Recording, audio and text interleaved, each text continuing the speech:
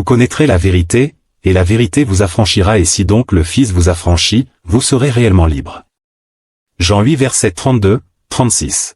Shalom à tous, que la paix et la grâce de notre Seigneur Jésus-Christ de Nazareth, Yehoshua HaMashiach, vous soit totalement multiplié. J'espère que vous allez bien. Bienvenue une fois de plus dans notre émission à la loupe de la parole, l'émission qui nous permet de dénoncer les antivaleurs dans la société chrétienne, dans nos églises, afin que les élus ne soient pas emportés à tout vent de la doctrine. La Bible nous dit dans Psaume chapitre 11, le verset 3, « Quand les fondements sont renversés, les justes, que feront-ils » Il y a des jours passés, j'ai réalisé une vidéo sur un extrait de Gédéon de la Tchitchouva et je lui salue en passant, mais j'ai reçu plusieurs commentaires, les injures, plusieurs questions et c'est pour cela dans cette vidéo, j'aimerais, mes chers frères et sœurs, éclairer certains points que je n'ai pas pu précisé dans la vidéo précédente. C'est pour cela que je vous prie de rester jusqu'à la fin parce que nous allons découvrir beaucoup de choses ensemble. Quand bien même j'avais déjà réalisé plusieurs émissions à ce qui concerne le sujet de la polygamie.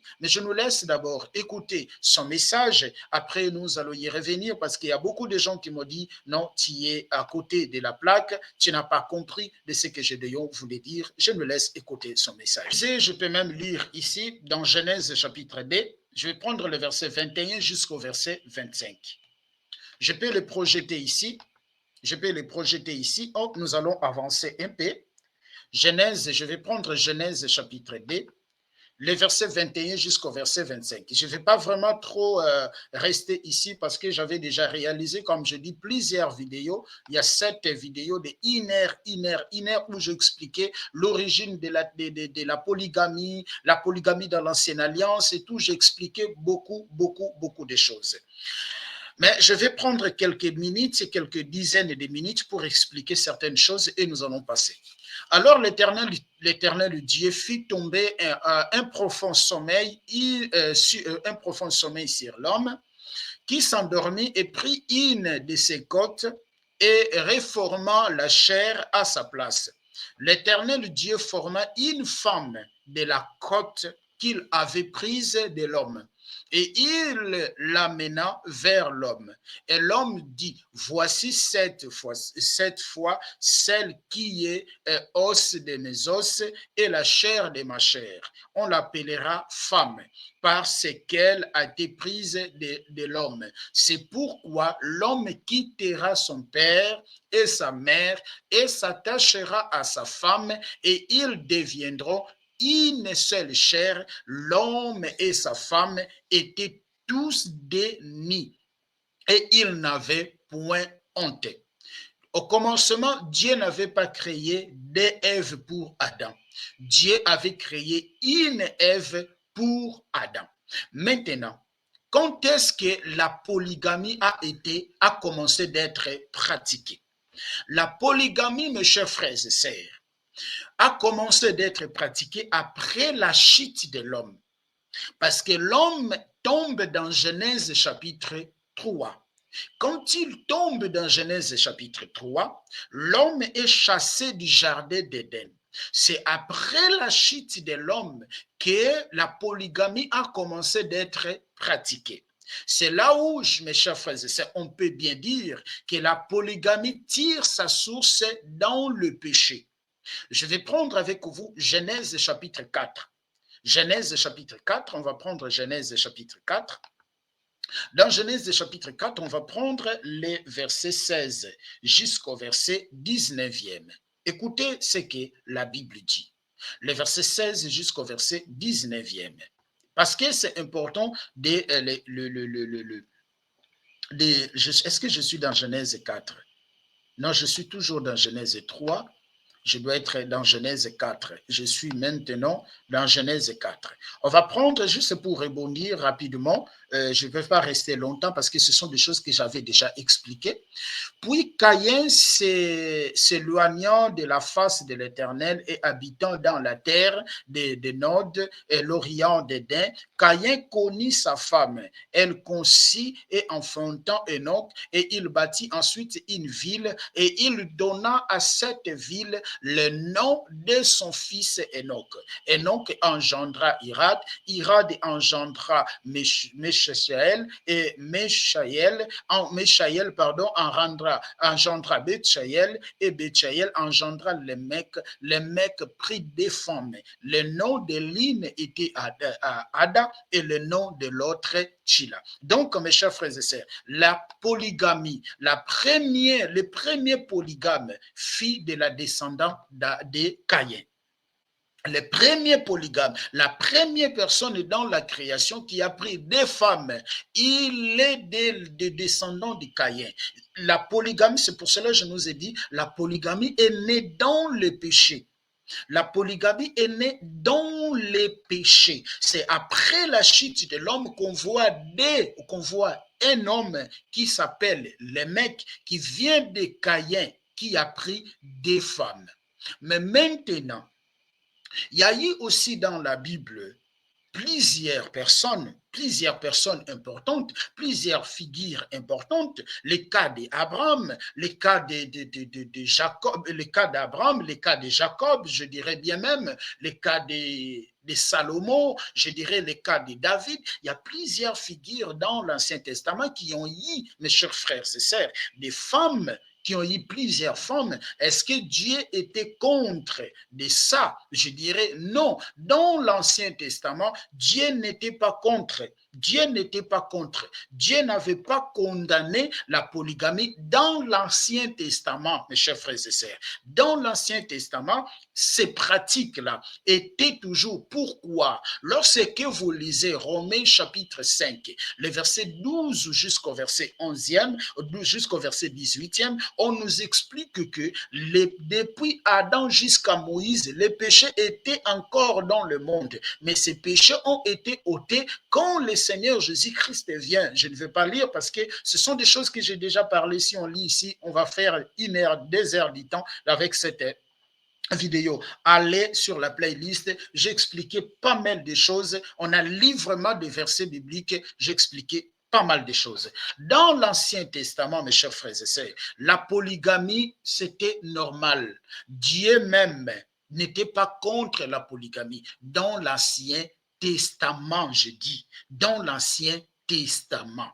C'est pour cela, les gens qui s'appuient sur la polygamie, ils vont prendre les versets bibliques dans l'Ancien Testament pour dire que voilà, Abraham était polygame, Dieu ne lui avait pas condamné. Et Jacob était polygame, Dieu ne lui avait pas condamné. Et Moïse était polygame, et pardon, Moïse, voilà, ils disent aussi Moïse, mais je n'ai pas vu.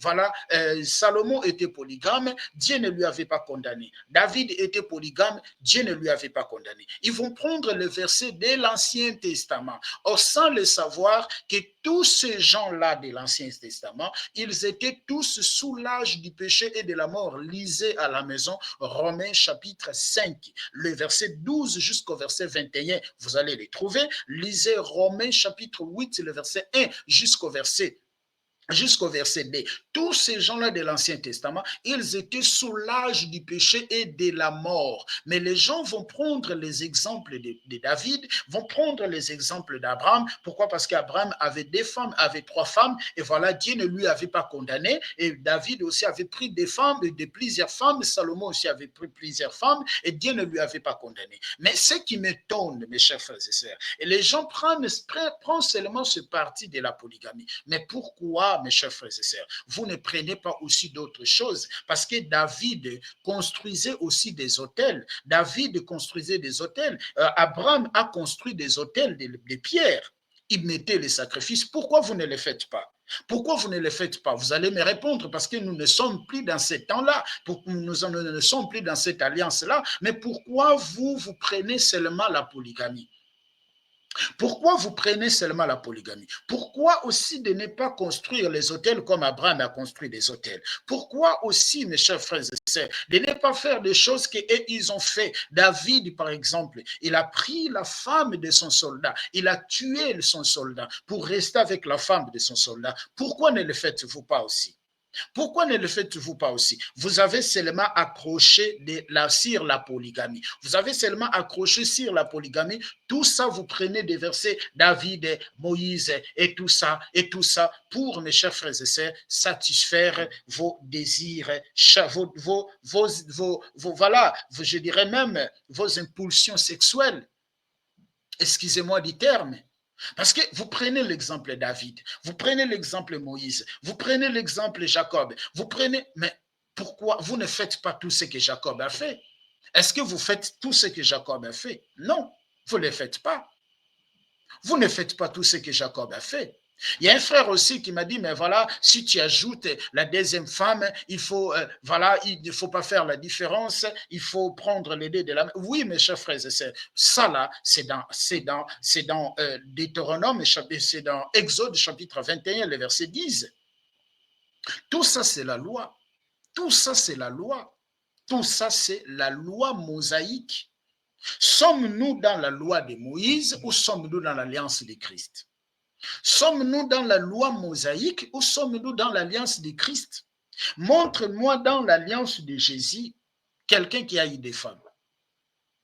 Or, la loi a été donnée pour les impudiques. La loi a été donnée pour les voleurs. La loi a été donnée pour les malfaiteurs. On va les lire tout à l'heure. Pourquoi la loi a été donnée? Paul l'explique. Dans 1 Corinthiens chapitre, non, dans 1 Timothée chapitre 1er, je vais les prendre ici. Est-ce que sommes-nous dans l'alliance de Moïse? Sommes-nous dans l'alliance d'Abraham? Sommes-nous dans l'alliance, mes chers frères et sœurs? Vous êtes les disciples de Moïse ou vous êtes les disciples de Jésus-Christ? Vous êtes les disciples de qui?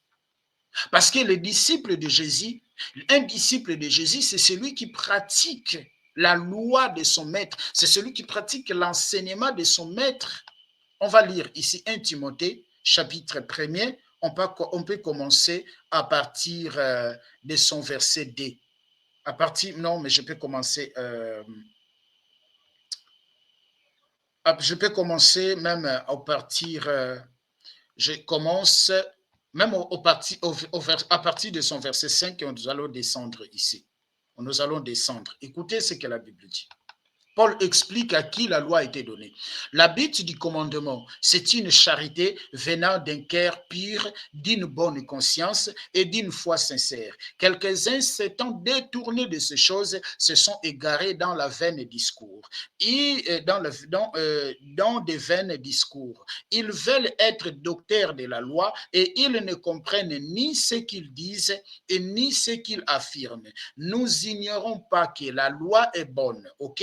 Pourvu qu'on la fasse un usage légitime, sachant bien que la loi n'est pas faite pour les justes, mais pour les méchants, les rebelles, les impies, les pécheurs, les irréligieux, les profanes, les particides, les parricides, les meurtriers, les impudiques, les infâmes, les voleurs, les voleurs d'hommes, les menteurs, les parjures et tout ce qui est contraire à la saine doctrine, conformément à l'évangile de la gloire du Dieu bien-aimé, l'évangile qui m'a été confié.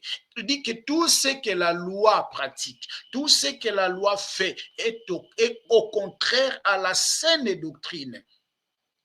La loi a été donnée pour les pécheurs, pour les impudiques, pour tous ces gens-là. Lorsque tu me prends Exode chapitre 21, le verset 10, Exode chapitre 21, le verset 10, je vais les lire ici ensemble avec vous. Exode 21, le verset 10, je peux prendre même le verset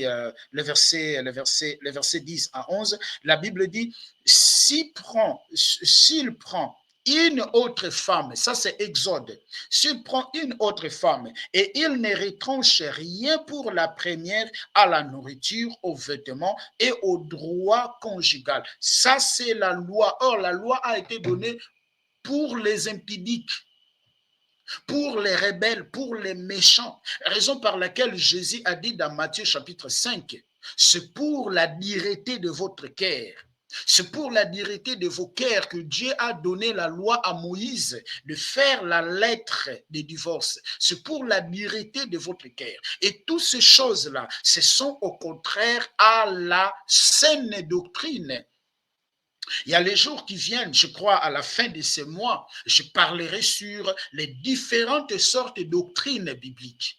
Je parlerai la doctrine de Moïse, je parlerai la doctrine des démons. Avec la même Bible, on peut te prêcher la doctrine des démons. Je parlerai la doctrine de Balaam, je parlerai la doctrine des Nicolaïtes, je parlerai la saine doctrine qui est la doctrine du Maître, la doctrine de Yehoshua HaMashiach, la doctrine de Jésus-Christ. La loi a été donnée pour les impudiques, la loi a été donnée pour les infâmes, pour les voleurs, pour les meurtriers. Mais nous, aujourd'hui, nous sommes dans la nouvelle alliance. Je peux répéter dans le verset 8, si je continue la lecture, nous ignorons pas que la loi est bonne pourvu qu'on le fasse un usage légitime, sachant bien que la loi n'est pas faite pour les justes.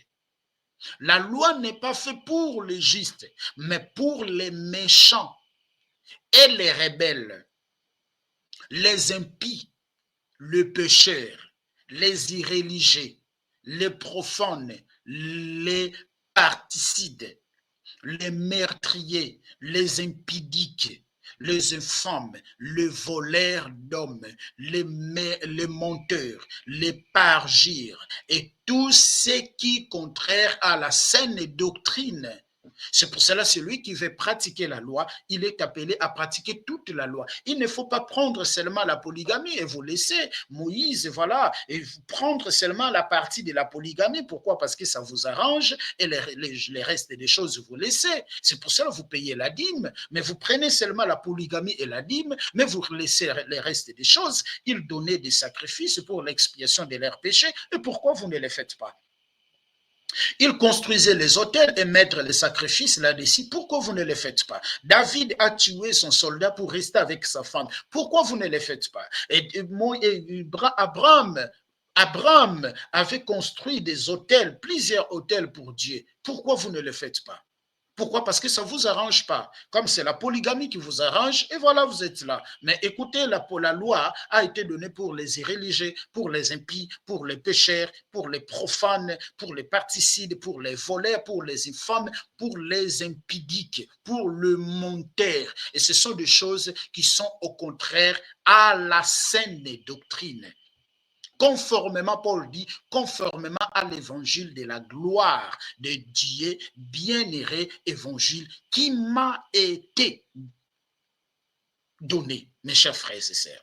Maintenant, je voudrais qu'ensemble avec vous, c'était juste une parenthèse, je voudrais qu'ensemble avec vous, nous examinons, nous lisons religieusement 1 Corinthiens chapitre 7 pour essayer de répondre à la question qui l'a posée. Qu'est-ce que la Bible dit? Qu'est-ce que la Bible dit? Ne prenez pas des exemples de gens. Ah non, Abraham. Abraham n'est pas notre modèle. Ah non, Moïse. Moïse n'est pas notre modèle. Ah, Jacob. Jacob n'est pas notre modèle. Ah non, Salomon. Ils ne sont pas nos modèles. Ah, David. Ils ne sont pas nos modèles. Notre modèle, c'est Jésus-Christ de Nazareth. Yehoshua HaMashiach. Paul dit, soyez mes imitateurs comme je le suis de qui? Comme je le suis de qui? D'Abraham? Non. Comme je le suis de qui? De Moïse? Non. Comme je le suis de qui? De Jacob? Non. Mais soyez mes imitateurs comme je le suis de Christ. C'est pour cela que je dis, j'en doute même que Gédéon soit un disciple de Jésus. J'en doute que Gédéon soit un disciple de Jésus. Il n'est pas un disciple de Jésus. Parce qu'un disciple de Jésus, c'est celui qui garde la parole du Maître. C'est celui qui garde les enseignements du Maître. Quand bien même il parle sur la divinité de Jésus, oh, je lui apprécie sur la divinité de Jésus. Voilà, je dis Amen. Mais dans ce point, non, mes chers frères et sœurs. Non, mes chers frères et sœurs. Non et non. On va prendre 1 Corinthiens chapitre 7.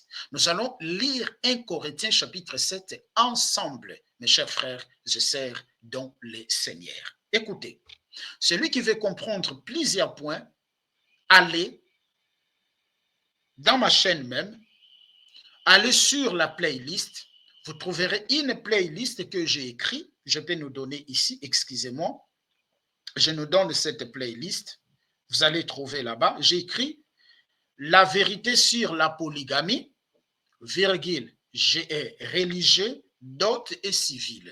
Vous trouverez, il y a 14 vidéos. Et dans 14 vidéos, vous trouverez, il y a 7 vidéos que j'ai faites seulement sur le sujet de la polygamie. J'ai parlé de l'origine de la polygamie, l'ancienne alliance. On avait fait une étude approfondie. J'avais commencé avec un frère, mais voilà, il y a des vidéos que je fais avec un frère, il y a des vidéos que je fais seul. Mais il y a un point qui m'est resté de parler, c'était d'expliquer Matthieu chapitre 5, le verset 17 jusqu'au verset 18, où Jésus dit, ne crois pas que je sois venu abolir la loi et les prophètes, mais je suis venu accomplir. C'est ces points qui m'est resté, j'ai commencé de développer, mais comme je n'avais pas eu le temps, et voilà, les études et tout, et comme je suis en vacances de quelques semaines là, je vais revenir sur ce point-là pour essayer d'expliquer comment est-ce que la loi a été accomplie en Jésus, parce que beaucoup de gens prennent ces versets pour dire que voilà, on peut continuer de pratiquer, on peut continuer de faire ça, parce que Jésus n'est pas venu abolir la loi. Mes chers frères et sœurs, êtes-vous disciples de qui? Vous êtes disciples de Jésus ou vous êtes disciples de Moïse? Vous êtes disciples de Jésus ou vous êtes disciples d'Abraham? Mes chers frères et sœurs, c'est Yehoshua HaMashiach qui est notre modèle. Qu'est-ce que Jésus nous a enseigné? Qu'est-ce que les apôtres ont enseigné? Lorsqu'on paye, on demande à Jésus, on va arriver là-bas. Il a dit au commencement, Dieu a créé Dieu a créé l'homme et la femme. Mes chers frères et sœurs, on va prendre d'abord Romains chapitre 7. Non, on va prendre 1 Corinthiens chapitre 7, parce qu'il y a beaucoup de gens qui m'ont injurié. Voilà, il y a plusieurs injures. Je dis, ben voilà, je dis que toute la gloire revienne à notre Seigneur Jésus-Christ. C'est toujours comme ça, mes chers frères et sœurs. On va prendre 1 Corinthiens chapitre 7. 1 Corinthiens, lisez ensemble avec moi 1 Corinthiens chapitre 7. Pardon, je suis dans. Voilà, 1 Corinthiens chapitre 7. Je vais sélectionner tout et nous allons lire petit à petit. Regardez bien, je suis dans 1 Corinthiens chapitre 7. Je sélectionne tout. 1 Corinthiens chapitre 7. 1 Corinthiens chapitre 7. On commence la lecture ensemble avec vous. Ici, les gens de Corinthe ont posé la question, voilà, chez apôtre Paul, à ce qui concerne les sujets de mariage. Ou je dirais 1 Corinthiens chapitre 7, c'était la réponse de Paul sur les sujets de mariage. 1 Corinthiens chapitre 7, c'était la réponse de Paul au sujet du mariage. Paul était en train de répondre aux gens qui lui ont posé des questions à ce qui concerne les mariages. OK? Je vais resélectionner, excusez-moi, parce que ce sont des choses importantes. Excusez-moi, je resélectionne tout. Écoutez ce que la Bible dit. Paul maintenant commence de répondre. Pour ce qui concerne les choses dont vous m'avez écrit, je pense qu'il est bon pour l'homme de ne point toucher des femmes. Il parle ici, je pense qu'il est bon de l'homme de ne pas toucher des femmes. Le verset 2. Toutefois, pour éviter l'impudicité, que chacun ait sa femme et que chaque femme ait son mari. Paul dit pour éviter l'impudicité. C'est quoi l'impudicité? L'impudicité en grec, c'est porneia. Porneia, ce sont les rapports, les relations sexuelles illicites. Dans porneia, nous avons l'adultère, nous avons la fornication, nous avons l'homosexualisme, nous avons toutes ces pratiques sexuelles illicites dans l'impudicité. L'impudicité en grec, c'est porneia. Porneia, c'est toutes sortes de relations sexuelles illicites. Maintenant, Paul va dire, pour éviter des relations sexuelles illicites, pour éviter l'impudicité qui sont des relations sexuelles illicites, que chacun ait sa femme. Les gens m'ont dit que je n'ai pas compris ces points de sa femme. Pour les gens, sa femme, voilà, sa femme, c'est comme, voilà, les gens disent, ici, on n'a pas dit une femme, mais on a dit sa femme. Je vais faire une chose. Je vais nous partager une chose, mes chers frères et sœurs. Je fais ça. Je vais nous partager une chose. Excusez-moi, je vais nous partager une chose. Et je vais partager, c'est ça, voilà, je vais partager. Après, nous allons y revenir. On dit quoi? On dit quoi? Ça est un déterminant singulier. Je voulais juste préciser ça. Ça est un déterminant singulier. On le trouve toujours devant un nom féminin singulier.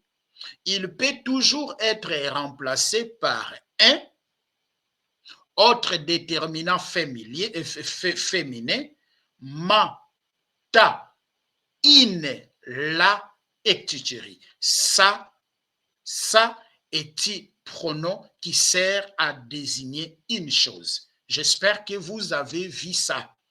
Je crois que vous avez vu ça. Parce que les gens qui m'ont dit, tu n'as rien compris de 1 Corinthiens chapitre 7.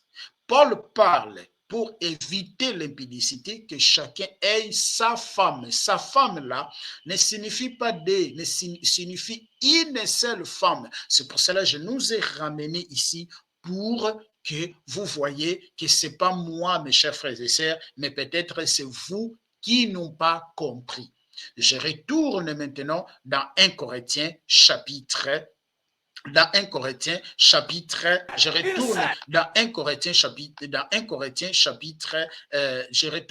Corinthiens chapitre 7, là où nous étions ensemble avec vous. Voilà, je suis là dans 1 Corinthiens chapitre 7.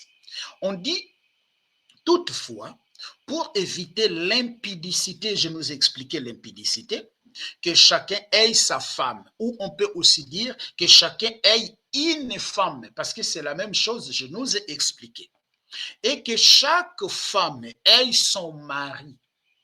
Ici, Paul, il est toujours au singulier. On va prendre le verset 3. Que le mari rende à sa femme. On peut aussi dire que le mari rende à une femme. Mais pour le français, bien français, voilà, en fait que la phrase soit structurée, ils vont utiliser sa femme. C'est la même chose, in et sa femme. Je nous ai démontré cela, ce n'est pas moi qui ai créé le français. Que le mari rend à sa femme, une seule femme, ce qu'il lui doit. Et que la femme agisse de même envers son mari. La femme n'a pas l'autorité sur son propre corps, mais c'est le mari. Et pareillement, le mari n'a pas l'autorité sur son propre corps, mais c'est la femme. On dit que la femme, le corps de la femme, est pour son mari et le corps de mari, c'est pour sa femme. Là, on n'a pas dit que le corps de mari, c'est pour ses femmes. Parce que si tu prends ça, tu dis que ça est égal à C, grammaticalement, il y a une faute. Il y a une faute. Et s'il s'agit de l'examen, tu vas prendre 0. S'il s'agit de l'examen, tu vas prendre 0. On a dit que le corps des femmes, le corps de la femme, c'est pour son mari. Pas c'est pour ses maris. On dit c'est pour son mari. Également, le corps des maris, c'est pour sa femme, une seule femme. Écoutez maintenant le verset 5. Ne vous privez point l'un de l'autre, si ce n'est d'un commun accord, pour un temps, afin de vaguer à la prière, puis retourner ensemble de peur que Satan ne vous tente par votre incontinence. Paul dit, le corps de la femme là, c'est pour son mari. Et le corps du mari, c'est pour sa seule femme. Alors, si vous vous privez si vous vous privez, vous êtes dans les moments de prière, vous allez vous priver peut-être des relations sexuelles, mais après la prière, retournez de pratiquer vos relations sexuelles parce que je ne veux pas que vous tombiez dans pornéia, je ne veux pas que vous tombiez dans l'impudicité, je ne veux pas que l'homme va chercher une autre femme, je ne veux pas que la femme va chercher un autre homme. Mes chers frères et sœurs, c'est ça qu'il dit. Tombe après avoir avagué, il dit ça, je dis, ne vous privez point l'un de l'autre, si ce n'est d'un commun accord, pour un temps, afin de vaguer à la prière, puis retourner ensemble, de peur que Satan ne vous tente par votre incontinence. Voilà, mes chers frères, c'est ça que Paul explique. Je ne vois pas ici ces femmes. Je ne vois pas ici ces femmes. Je vois une seule femme. Le corps de Marie est attaché à sa femme. Une seule femme. Le corps de la femme est attaché à son mari. Un seul mari. Et quand vous êtes dans le temps de la prière, et que vous vous privez des rapports sexuels, après avoir terminé la prière, vous devez vous retourner pour que vous ne tombiez point, mes chers frères et sœurs, dans ce qui concerne, vous ne tombiez point dans pornéia, dans l'impudicité, en fait que vous ne donnez pas l'accès au diable de vous tenter. Ah non, mais je vais aller, je ne vais pas d'abord faire ça, je vais faire ça. Mes chers frères et sœurs, ce n'est pas ça que Paul a dit. Écoutez, je dis cela par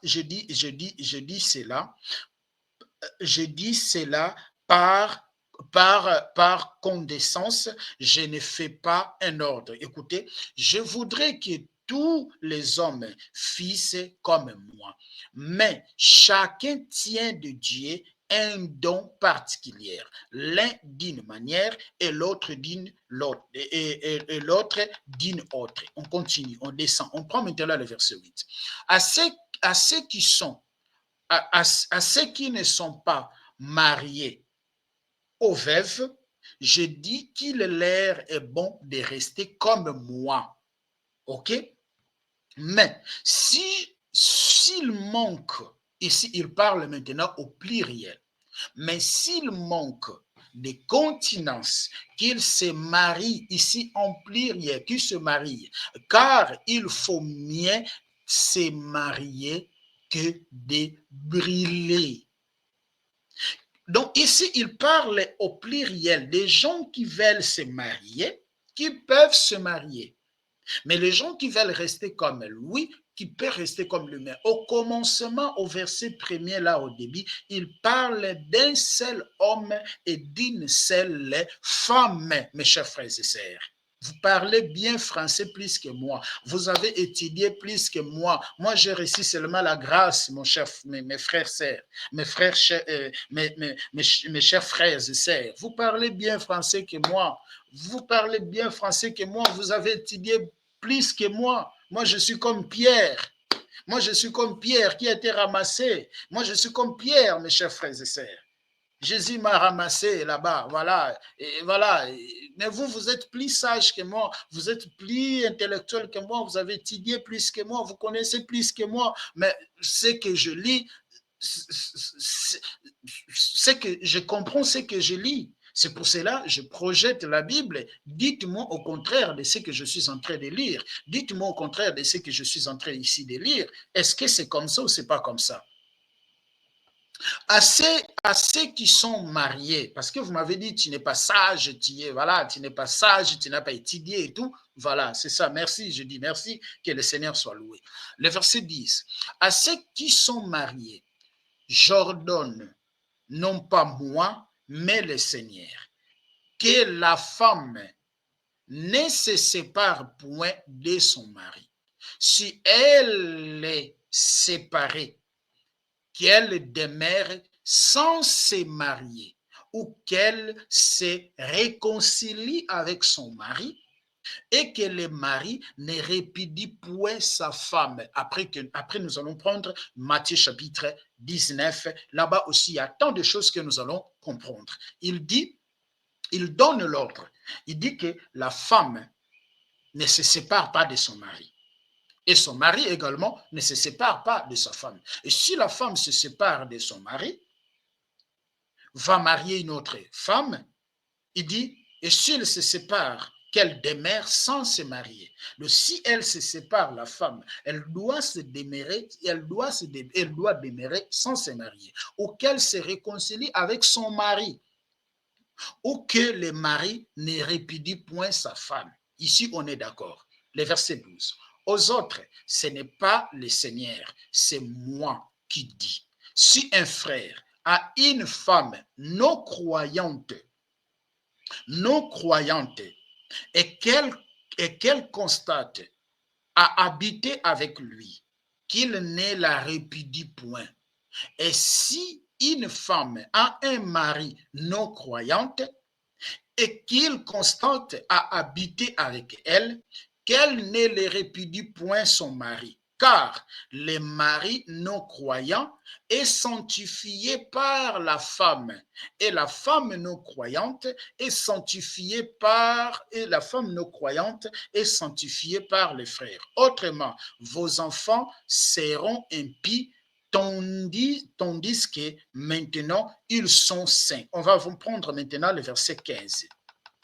On va prendre le verset 15. Si les non-croyants se séparent, qu'ils se séparent, le frère et la sœur ne sont pas liés dans ces cas. C'est pour cela que je nous ai dit. Et lisez bien ces versets. Il dit, si les non-croyants se séparent, qu'ils se séparent, les frères ou la sœur ne sont pas liés dans ces cas-là. Je nous ai dit, j'ai pris dans la première vidéo Romains chapitre 7, les versets 1er jusqu'au verset 4e.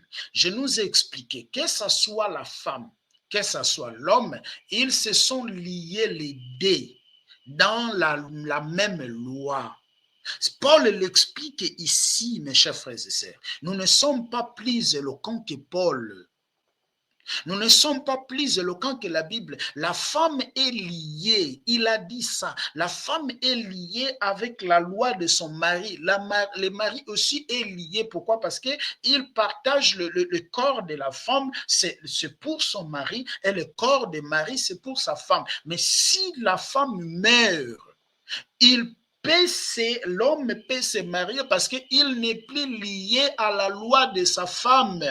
Et beaucoup de gens m'ont injurié, ils ont dit, tu es un illettré de la Bible, tu ne comprends pas la Bible, et voilà, tu ne comprends pas la Bible parce que tu as pris Romains chapitre 7 parle de la femme. Je nous ai dit, oui, Romains chapitre 7 parle de la femme, mais cette loi, c'est pour l'homme aussi, parce que l'homme aussi est attaché au corps de sa femme, et la femme aussi est attachée au corps de l'homme. Une fois que la femme est morte, l'homme peut se marier. Pourquoi? Parce qu'il n'est plus attaché à sa femme.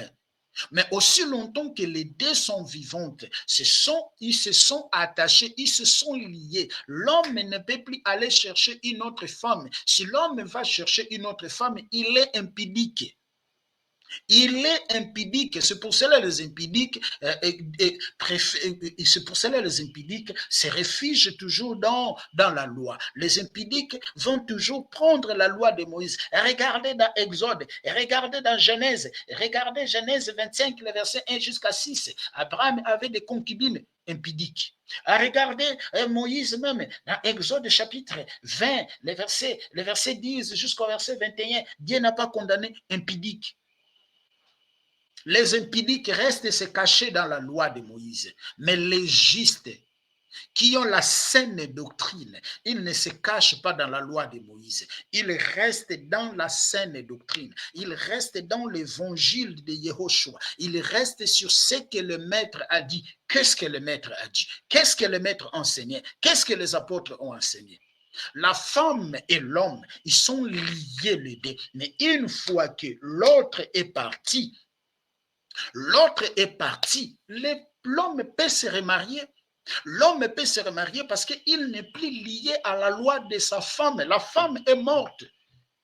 Ou l'homme est mort, il n'est plus lié à cette loi. Il peut se remarier. Attention, mes chers frères et sœurs. Attention, attention. On retourne. Nous étions dans le verset 16. Oh, Paul, merci, Paul. Paul, merci, Paul. Paul, merci, merci. Nous étions, pardon, dans le verset 15. Si les non-croyants se séparent, qu'ils se séparent, les frères ou la sœur ne sont pas liés. Dans ces cas-là, Dieu nous a appelés à vivre en paix. Car, que sais-tu, femme, si tu sauveras ton mari ou que sais-tu, mari, si tu sauveras ta femme? C'est là où je dis l'homme et la femme se sont liés. Mais les gens disent non, tu es une illettrée, tu n'as pas étudié, tu sais rien. Voilà, venez, Gédéon va t'enseigner. Tu es sûr, frère. Tu es sûr. Nous, on n'est pas les orgueillés. Seulement que chacun marche selon la part que le Seigneur lui a faite, selon l'appel qu'il a reçu de Dieu. C'est ainsi que j'ordonne, que je l'ordonne c'est ainsi que je l'ordonne dans toutes les églises. Donc cette loi que Paul a dit, ces commandements que Paul a donnés, c'était pour toutes les églises. Paul n'a jamais dit à un homme de prendre deuxième femme. Paul n'a jamais dit, Jésus n'a jamais dit à un homme d'ajouter deuxième femme. Donnez-le-moi, donne-moi le verset. Où Jésus a dit qu'on peut ajouter deuxième femme. Où un apôtre de Jésus a dit qu'on peut ajouter une femme, une deuxième femme. Donne-moi le verset. Vous refusez toujours d'A Moïse. Vous refusez toujours d'Abraham. Vous refusez toujours pourquoi? La loi, je nous ai lu ici, 1 Timothée chapitre 1er, la loi a été donnée pour les impudiques, pour les adultères, pour les violeurs, pour tous ces gens-là. Jésus a dit, c'est pour la dureté de votre cœur que Dieu a donné la loi à Moïse de faire la lettre des divorces. Mais dans la saine doctrine, il n'y a pas ces choses. Dans l'évangile de Yehoshua Hamashiach, dans le message véhiculé par ses apôtres, il n'y en a pas ça. Il n'y en a pas ça. Vous prenez Abraham, vous prenez Moïse, vous prenez Jacob, vous prenez Salomon, vous prenez tous ces gens-là. Pourquoi? Il y a déjà, Paul nous a déjà donné la réponse dans 1 Timothée chapitre 1. À partir du verset 8e qu'on vient de lire ici, il nous a déjà donné la réponse. Êtes-vous disciple de Moïse ou êtes-vous disciple de Jésus? Alors arrêtez de parler de Jésus, parlez que de Moïse. Je dis au nom de Moïse, au nom d'Abraham, au nom de Jacob, au nom de Salomon. Amen, au nom de Salomon, au nom d'Abraham, au nom de Jacob. Pourquoi parlez-vous de Jésus? Jésus dit lui-même dans Luc chapitre 6, le verset 46, « Pourquoi m'appelez-vous Seigneur, Seigneur, si vous ne faites pas ce que je vous demande ?» Je vous montrerai celui qui peut m'appeler Seigneur, c'est celui qui entend ma parole et qui le met en pratique. On continue la lecture. Quelqu'un a-t-il été appelé étant incirconcis, qui le demeure circoncis? Quelqu'un a-t-il été appelé étant incirconcis, qu'il ne se fasse pas circoncire? La circoncision n'est rien et l'incirconcision n'est rien, mais l'observation des commandements de Dieu est tout. Que chacun demeure dans l'état où il a été, où il était lorsqu'il a été appelé. Ok. Que chacun demeure dans l'état où il était lorsqu'il a été appelé. Dieu t'avait appelé avec une femme. Comment tu vas ajouter deuxième femme? Quel verset biblique qui te soutient? Ah non, Exode chapitre 21, le verset 10 à 11. Mais tu es un impudique. Ah non, Abraham, voilà, Abraham avait déjà une femme, Sarah, mais après il a pris Agar, après, mais tu es un impudique. Tous ces gens-là, ils étaient sous la loi du péché et de la mort. Tous ces gens-là, ils étaient sous la loi du péché de la mort. Mais si Dieu t'a appelé, tu avais déjà des femmes avant de connaître Dieu. Si tu avais déjà des femmes avant de comprendre Dieu, de connaître Dieu, tu étais d'abord païen avec des femmes. Ah là, mes chers frères et sœurs, tu peux Demeurer avec des femmes, parce que chacun demeure dans l'état où il a été, lorsqu'il a été appelé. Mais si tu avais une femme, tu ajoutes une autre femme, mes chers frères et sœurs, tu es un impudique, que tu sois un pasteur, tu sois un frère, tu sois celui qui prêche, tu es un impudique. Ce n'est pas moi qui le dis, c'est la Bible qui le dit. As-tu été appelé étant esclave? Ne t'inquiète pas. Mais si tu peux devenir libre, profite-en plutôt. Car l'esclave qui a été appelé dans le Seigneur est un affranchi du Seigneur. Oui, nous étions tous l'esclave du péché. Nous étions tous l'esclave dans l'esclavagisme du péché, mais quand le Seigneur nous a appelés, il nous a affranchis. De même, l'homme libre qui a été appelé est un esclave de Christ. Pas encore l'esclave du péché, courir derrière plusieurs femmes, non. Mais la polygamie même, porte quel bonheur. La polygamie porte quel bonheur. Ça porte quel bonheur. Regardez la fin de Salomon. Salomon a été dévié. Salomon a été séduit. Salomon adorait le dieu Baal. Salomon adorait les statues. À cause de quoi? Le cœur de Salomon a été détourné par des femmes. La polygamie, ça porte quoi? Quel bonheur porte-t-il? Quel bonheur porte la polygamie? Il n'y a pas un bonheur sur la polygamie. C'est juste pour satisfaire les désirs sexuels, les passions charnelles. C'est ça la polygamie. Ça porte quel bénéfice? Ça porte quel bénéfice? Que chaque frère, que chacun frère demeure devant Dieu dans l'état où il était lorsqu'il a été appelé. Le verset 25. Pour ce qui est des vierges, je n'ai point d'ordre du Seigneur, mais je donne mon avis, comme ayant reçu du Seigneur miséricorde, pour être fidèle.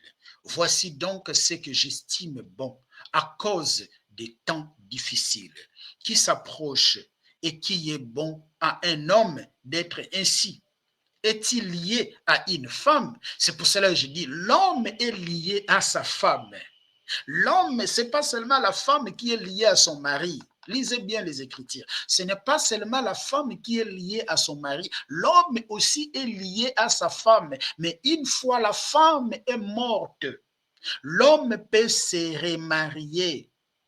L'homme peut se remarier. Une fois la femme est morte, l'homme peut se remarier. Mais il ne va pas se remarier avec des femmes, une seule femme.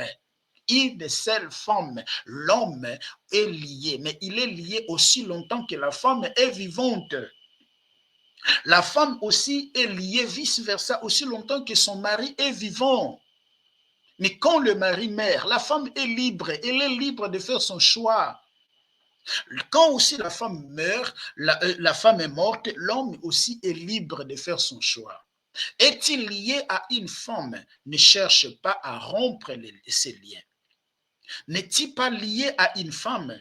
Ne cherche pas une femme. Si tu t'es marié, tu n'as point péché. Et si la Vierge se marie, elle n'a point péché. Mais ces personnes auront des tribulations dans la chair. Je voudrais vous l'épargner. Voici ce que je dis, frère. C'est que le temps est court, que désormais, ceux qui ont des femmes soient comme n'ayant pas. Ceux qui pleurent comme ne pleurant pas, et ceux qui se réjouissent comme ne se réjouissent pas. Et ceux qui achètent comme ne possédant pas. Et ceux qui usent, excusez-moi, il y a une forte lumière ici, ça me dérange. Je dois réduire la lumière. Il y a une forte lumière, voilà. Et voilà, ça me dérange un peu. Voilà. Or, je voudrais que vous fassiez sans inquiétude. Celui qui n'est pas marié n'est inquiète des choses du Seigneur, des moyens de plaire le Seigneur, et celui qui est marié s'inquiète des choses du monde, des femmes et de plaire à sa femme, pas à ses femmes. Parce que si c'était ses femmes, ici on allait mettre C, S à la fin, femme aussi, il y allait avoir S, mais il n'y en a pas. Il y a de même une différence entre la femme et la vierge. Celle qui n'est pas mariée s'inquiète des choses. Ici, on n'a pas oublié de mettre S. Des choses du Seigneur, afin d'être sainte, sainte de corps et de l'esprit. Et celle qui est mariée s'inquiète des choses du monde, des moyens de plaire à son mari. Ok, voilà. Ici, on parle des célibataires. Je dis cela dans votre intérêt. Ce n'est pas pour vous prendre au piège, c'est pour vous porter à ce qui est bienséant et propre, à vous attacher au Seigneur sans distraction. Voilà. Voilà, sans distraction. Si quelqu'un regarde comme déshonorant pour sa femme dépasse l'âge sublime et comme nécessaire de les marier, qu'il fasse ce qu'il veut. Il ne pêche point qu'on se marie, mais c'est lui qui a pris une femme résolution sans contrainte avec l'exercice de sa propre volonté et qui a décidé en son cœur de garder sa fille vierge, celui-là fait bien. On va prendre ainsi, celui qui marie sa fille fait bien et celui qui ne le marie pas fait mieux. Voilà. Et pour terminer le verset, et bientôt ici, une femme est liée aussi longtemps que son mari est vivant. Et voilà. Comme le mari est lié aussi longtemps que sa femme est vivante. Mais si le mari meurt, elle est libre de se marier à qui elle veut. Je l'ai déjà expliqué. Je l'ai déjà expliqué là-bas. Je l'ai déjà expliqué. Seulement, c'est que soit dans le Seigneur est le plus heureuse, néanmoins, si elle demeure comme elle est, et suivant mon avis, et moi aussi, je crois avoir l'Esprit de Dieu. Voilà ce que Paul a expliqué. Je vais prendre maintenant Éphésiens chapitre 5. Éphésiens chapitre 5. Éphésiens chapitre 5. Je vais lire à partir du verset 23. Écoutez, écoutez mes frères. Et ça, c'est la doctrine des apôtres. C'est la doctrine des apôtres. Ne dépassez pas les bornes. Maudit soit celui qui déplace les bornes des anciens. Ça, c'est la doctrine des apôtres. Et nous combattons en fait que les gens retournent au fondement apostolique, à la doctrine apostolique, à bas la polygamie, à bas la polygamie, à bas le dîme. Écoutez, voilà, à bas la polygamie, je ne sais pas si c'est comme ça on dit. Je deviens. Voilà. À bas la polygamie.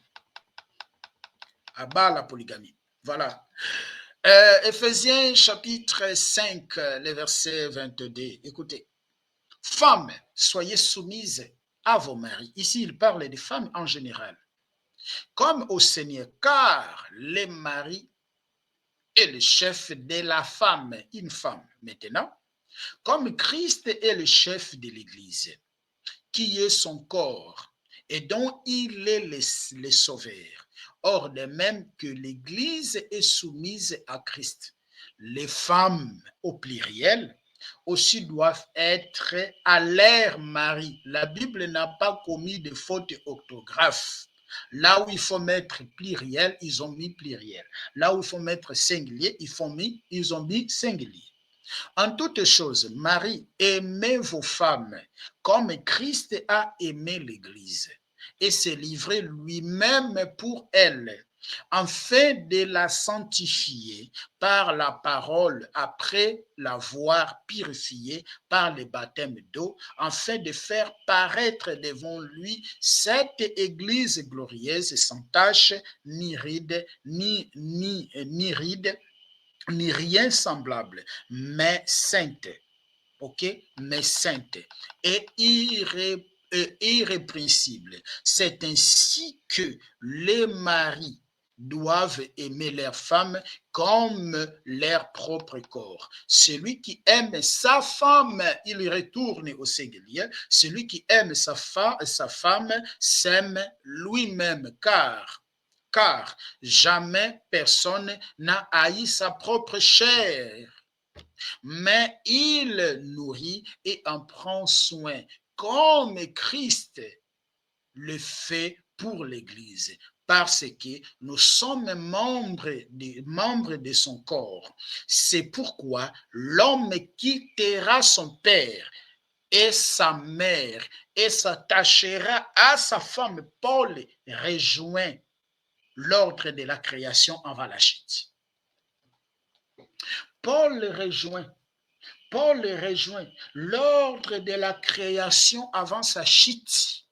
Paul rejoint l'ordre de la création avant la chute, avant que Mélèque puisse prendre des femmes. Paul retourne aux créations. Paul retourne au commencement. Paul va retourner au commencement. Il va retourner au commencement avant que Mélèque puisse prendre des femmes, avant que le péché puisse entrer dans le monde. C'est là où Paul va retourner. Il dit, c'est pourquoi l'homme quittera son père et sa mère. On n'a pas dit ses mères. Vous allez aussi me dire ici sa mère, aussi comme Gédéon l'avait expliqué dans une vidéo de philosophie, que ça ici peut être plusieurs. Non, mes chers frères et sœurs. Est-ce qu'un homme a plusieurs mères? Un homme peut sortir dans plusieurs mamans? Non, il y a une seule mère. Il y a une seule mère, sa mère, et s'attachera à sa femme, une seule femme. Et les deux deviendront une seule chair. Ce mystère est grand. Je dis cela par rapport à Christ et à l'Église. Du reste, que chacun de vous aime sa femme comme lui-même et que la femme respecte son mari. Son mari, mes chers frères et sœurs. C'est ça que la doctrine apostolique nous enseigne. C'est ça que la doctrine apostolique nous enseigne. Ici, Paul, dans le verset 31, il va seulement répéter ce que Jésus a dit dans Matthieu chapitre 19 lorsqu'on lui pose la question sur le divorce. Les gens vont dire, mais là, ça c'était divorce. Oui, mais 1 Corinthiens chapitre 7 aussi, c'était la réponse de Paul à ce qui concerne les mariages. Le divorce se fait où? N'est-ce pas au milieu du mariage? On va prendre ça, mes chers frères et sœurs. On va prendre ça. Non, mes chers frères et sœurs, retournons à l'authenticité de l'évangile. Ne cherchons pas de faire satisfaire nos impulsions sexuelles en prenant des versets bibliques, en les tordant le sens. Non, retournons, mes chers frères et sœurs, retournons à l'authenticité de la parole. Lorsque Jésus y acheva ses discours, il quitta la Galilée et alla dans le territoire de Judée, au-delà du Jourdain. Une grande foule suivit et là, il guérit des malades. Les pharisiens l'abordèrent et dirent, pour l'éprouver, voilà, est-il permis à un homme de répudier sa femme? Les pharisiens n'ont pas dit, est-il permis à un homme de répudier ses femmes? Non, sa femme, pour un motif quelconque. Écoutez maintenant la réponse de Jésus. Il répondit, n'avez-vous pas lu que le Créateur au commencement fit l'homme et la femme? C'est ça que Paul va nous dire aussi dans Éphésiens qu'on doit lire, l'Éphésiens chapitre 5, verset 31. Au commencement, Jésus est venu retourner toutes choses. Au commencement, nous avons été recréés en lui. Nous avons été recréés en lui parce que le premier homme, Adam, a perdu. Le premier homme, Adam, a perdu. La porte était fermée. On a mis les chérubins afin que l'homme ne puisse plus retourner. Maintenant, Jésus, quand il vient nous donner l'accès de retourner, mes chers frères et sœurs. De retourner. Jésus va dire au commencement, il n'était pas ici. Il répondit, n'avez-vous pas lu que le Créateur au commencement, il avait créé quoi? Des femmes.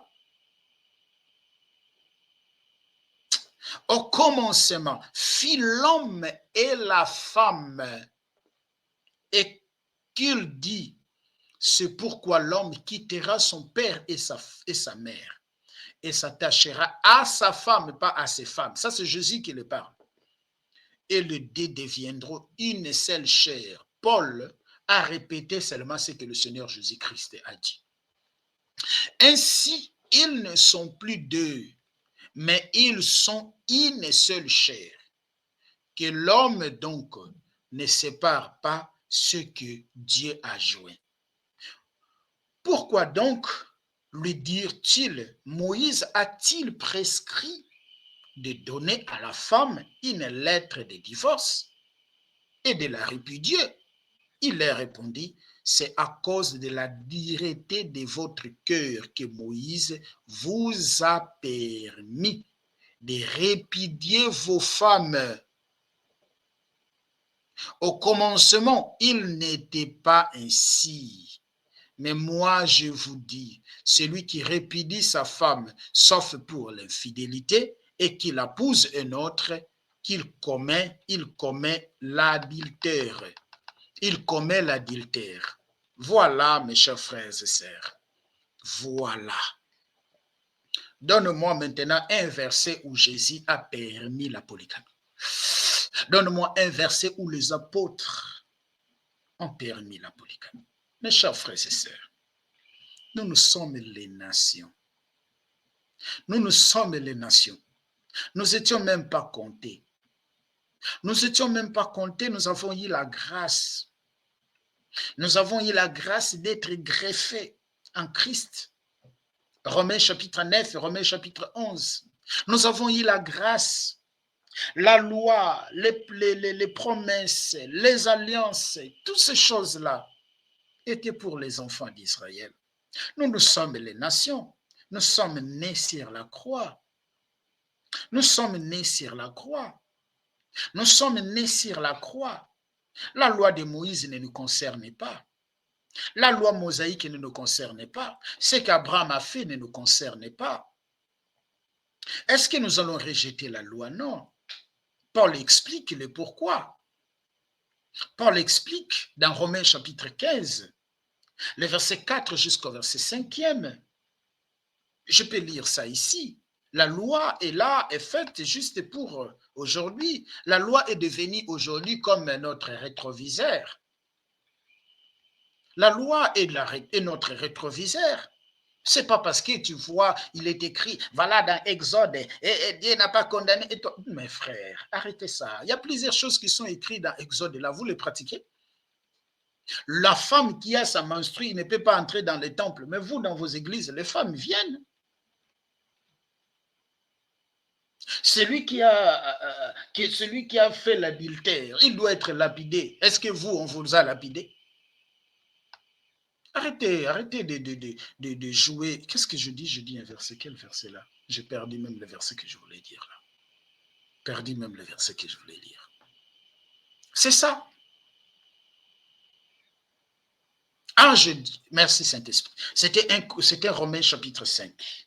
C'était Romains chapitre 5. La loi, c'est notre rétroviseur, frère.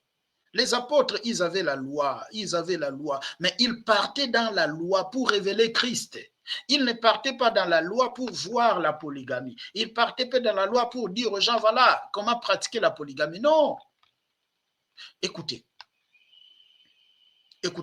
Or, tout ce qui a été écrit d'avance, là, était pour notre instruction, afin que par la patience et par la consolation que donnent les Écritures, nous possédions l'espérance. Et voilà.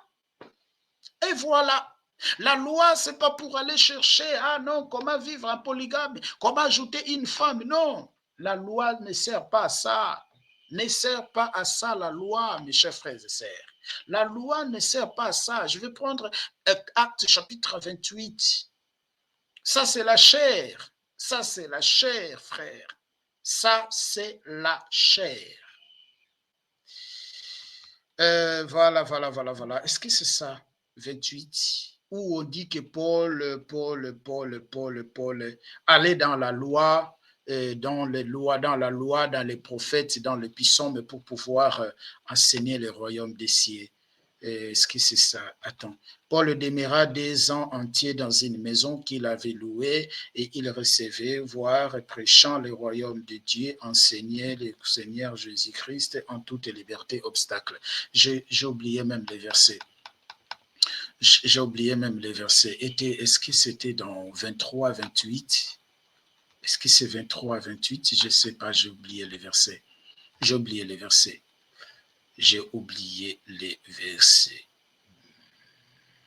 J'ai oublié les versets. Vous verrez que les apôtres, ils partaient dans la loi de Moïse pour, mes chers frères et sœurs, expliquer. Ils allaient dans la loi, dans les prophètes, pour pouvoir expliquer les Écritures, pour pouvoir expliquer le royaume des cieux en partir de la loi. De la loi, mes chers frères et sœurs. On va chercher ces versets. C'est important. Voilà, c'est ça. C'est Actes des Apôtres, chapitre 28, le verset 23. Voilà, c'est ça. Écoutez, écoutez. Ils lui firent un jour, et plusieurs vinrent les trouver dans son logis. Paul leur annonçant les royaumes de Dieu, en rendant témoignage et en cherchant dans la loi de Moïse par les prophètes et la persuader, ce qui concerne Jésus. L'entretien dira depuis matin jusqu'au soir. Paul n'allait pas dans la loi pour dire aux gens comment payer la dîme. Paul n'allait pas dans la loi pour dire comment aux gens peuvent pratiquer la polygamie. Non, c'est pour cela nous prêchons que la croix. Nous prêchons la croix. Bientôt là, il y a un enseignement. Bientôt là, je vais retourner je parlerai sur les mystères de la croix. Nous prêchons que Jésus, lorsque nous regardons l'ancienne alliance, on ne voit pas la polygamie, on ne voit pas de la dîme, on voit l'œuvre salvatrice qui était cachée dans l'ancienne alliance. On révèle Jésus, on enseigne Jésus, on enseigne les mystères cachés dans l'ancienne alliance. La loi, la Bible dit, dans les rouleaux du livre, il est question de lui. Dans les rouleaux du livre, il n'est pas question de polygamie. Dans les rouleaux du livre, il n'est pas question de la dîme, mais dans les rouleaux du livre, il est question de lui. Jésus a dit, vous sondez les Écritures. Croyez-vous avoir la vie en elle? Mais c'est ces Écritures qui rendent témoignage de moi, mes chers frères et sœurs. Écoutez ce que Paul va dire dans 2 Corinthiens chapitre 3. Nous allons bientôt chuter, nous allons bientôt terminer. 2 Corinthiens chapitre 3. 2 Corinthiens chapitre 3. Dans 2 Corinthiens chapitre 3, je crois qu'à partir des versets 15. Écoutez, je vais prendre à partir des versets 14. Mais ils ont devenu dires d'entendement. Écoutez, je vais sélectionner ça. Écoutez, je vais sélectionner ça. Jésus, merci. Je peux sélectionner même ça. Jusqu'au verset 14. Et il y a donc cette espérance. Nous avons une grande liberté. Et nous ne le faisons pas comme Moïse, qui mettait un voile sur son visage, pour que le fils d'Israël ne fixe pas les regards sur la fin de ce qui était passé. Mais ils ont devenu durs d'entendement, car jusqu'à ce jour, les mêmes voiles des mers, quand ils font la lecture de l'Ancien Testament. C'est quoi faire la lecture de l'Ancien Testament? Et ils ne l'élèvent pas parce que c'est en Christ qu'il disparaît.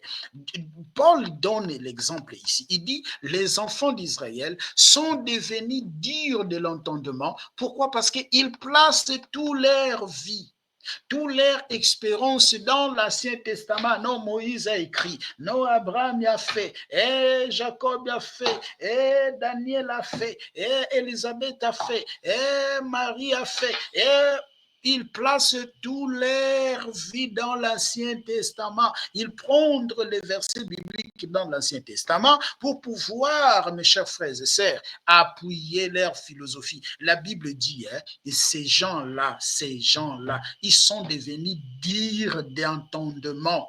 C'est pour cela, quand vous faites des vidéos là, il y a des commentaires, des injures et tout. Pourquoi? Parce qu'ils sont devenus dires de l'entendement, car jusqu'aujourd'hui, jusqu'à ce jour, le même voile des mers, quand ils font la lecture de l'Ancien Testament.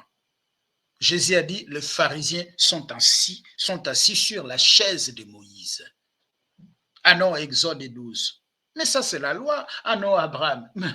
Ils étaient sous l'âge du péché et de la mort. Moi, je suis dans l'alliance de Christ. Et ils ne s'élèvent pas parce que c'est en Christ qu'il disparaît. Jusqu'à ce jour, quand on lit Moïse, un voile est jeté sur leur cœur. Jusqu'à ce jour, quand on pratique la loi de Moïse, il y a un voile qui est jeté sur leur cœur et ils ne peuvent pas comprendre. Mais lorsque les cœurs se convertissent au Seigneur, le voile est ôté. Or, le Seigneur, c'est l'Esprit. Et là où est l'Esprit du Seigneur, là où est la liberté. Nous tous qui ont le voile découvert, contemplons comme dans un miroir la gloire du Seigneur. Nous sommes transformés en la même image de la gloire en gloire, comme par le Seigneur, l'Esprit. Alléluia. Que le Seigneur soit loué. Ma prière est que le Seigneur fasse grâce de ôter le voile qui se trouve dans le cœur de plusieurs personnes. Dans le cœur de plusieurs personnes, que le Seigneur ôte cette voile. Je vais prendre Hébreu, je suis ici, je vais présenter les textes, les chapitres, je suis dans Hébreu chapitre 13. Écoutez ce que la Bible dit. Écoutez. Que les mariages soient honorés de tous et les lits conjugales, excepte de souillure, car Dieu jugera les impudiques, les adultères. Que les lits conjugales soient honorés de tous. Les lits, c'est pour l'homme et sa femme. Les lits conjugales, c'est pour l'homme et sa femme. Tu ne prendras pas deux femmes et dormir avec dans le même lit et faire les rapports sexuels. Les lits, c'est pour l'homme et sa femme. C'est pour les mariés. Les mariés, là, c'est un homme et une femme. Pas les mariés de deux hommes et la femme. Abat la polygamie. Abat la polygamie. Abat la polygamie. Abat la polygamie. Dans la loi de Moïse, oui, c'était normal, on les pratiquait. C'était normal dans la loi de Moïse, on les pratiquait. Mais dans l'alliance de Jésus, non. Nous sommes dans une nouvelle alliance. La loi est venue par Moïse, la grâce vient par le Seigneur Jésus-Christ. Qu'est-ce que Jésus nous enseignait? Allez, faites de toutes les nations mes disciples. Enseignez-leur à observer tout ce que je vous ai prescrit. Jésus vous a-t-il prescrit la polygamie? Les apôtres vous ont-ils prescrit la polygamie? Mais c'est écrit dans la Bible. Mais oui, la Bible, c'est l'ensemble des livres, mes frères. Il y a l'Ancien Testament et le Nouveau Testament. C'est comme dans une entreprise. Il y a le premier directeur qui est parti, mais le document du premier directeur reste. Les documents, les papiers que le premier directeur a travaillé avec restent. Et le deuxième directeur vient, il donne ses instructions. Comment est-ce que les gens doivent marcher? Mais comme il y avait le premier directeur qui avait laissé le document, et voilà, les fonctionnaires vont dire non, non, non, non, nous là, ces côtés-là des polygamies que ce directeur a parlé là, nous allons suivre ça. La dîme là que ce directeur, nous, ça nous plaît, on va suivre. C'est ça. C'est ça, mes chers frères et sœurs. C'est ça. Et voilà, nous sommes arrivés à la fin, je dirais, pour aujourd'hui. Je mets point virgule. J'ai vraiment développé plusieurs choses. Si vous voulez bien comprendre, allez sur la playlist. Allez sur la playlist.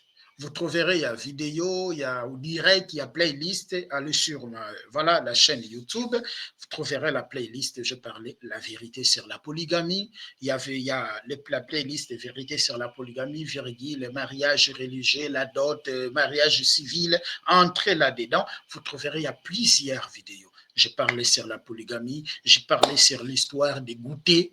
Avant de marier, je vais revenir là-dessus, mais il y a un point qu'il me reste de développer, c'est de parler sur Matthieu chapitre 17 et Matthieu chapitre 5, le verset 17. Lorsque Jésus disait, ne crois pas que je sois venu abolir la loi, mais je suis venu l'accomplir, qu'est-ce que cela signifie?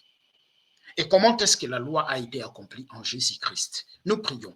Seigneur, merci. Père, merci pour ta grâce, merci pour l'opportunité. Papa, je prie une fois de plus que tu touches les cœurs de mes frères, que tu touches les cœurs de mes sœurs. Moi aussi, Seigneur, je te séduis par plusieurs messages. Moi aussi, Seigneur, je te séduis par plusieurs personnes. Mais quand le temps est arrivé, Seigneur, tu m'as fait grâce. Je suis un blessé de guerre, Seigneur, dans ce qui concerne, Seigneur, les choses de Dieu. J'ai passé, j'ai écouté beaucoup, j'ai été séduit par beaucoup. Mais Seigneur, quand le temps est venu, tu nous as fait comprendre des choses. Raison par laquelle j'ai pris, comme il est écrit, la chair ne sert à rien, mais c'est l'esprit qui vivifie. J'ai pris que, Seigneur, tous les gens qui auront l'opportunité d'écouter ces messages, Seigneur, c'est pas moi, et que toi-même, Seigneur, tu leur parles. Toi-même, tu leur parles, Seigneur. Tu fasses comprendre des choses, Seigneur. Je suis comme Moïse, je ne sais pas parler, mais c'est toi qui parles à côté de moi. C'est toi qui parles à côté de moi, Seigneur. C'est toi qui parles à côté de moi. Papa, merci pour l'opportunité. Que toute la gloire te revienne. Bénis mon frère, bénis ma sœur, parce que tu es notre Père. Au nom puissant de notre Adonai, Yehoshua HaMashiach, nous disons Amen. Amen, mes chers frères et sœurs. Merci, nous sommes arrivés à la fin. Je n'ai rien contre Gédéon, je n'ai rien contre personne. Et vous êtes, voilà, mes frères en Adam. Je ne dirais pas mes frères en Christ, mais vous êtes mes frères en Adam. Voilà, je n'ai rien contre vous. Voilà, que le Seigneur vous bénisse. Je pense que depuis que j'ai fait toutes ces émissions, je n'ai jamais injurié quelqu'un, je n'ai jamais appelé les noms, mais je dénonce seulement les hérésies, les faussetés, afin que le Seigneur nous fasse tous grâce de comprendre la vérité. Voilà, je ne combats pas les autres, loin de là. Ça, ce n'est pas mon intention et le Seigneur connaît mon cœur, connaît mon intention. Merci. Si vous avez des questions, n'hésitez pas et nous nous retrouvons dans de prochaines vidéos. Excusez-moi, j'ai été un peu long aujourd'hui. Et voilà, que le Seigneur vous bénisse. Merci, au revoir. Merci beaucoup.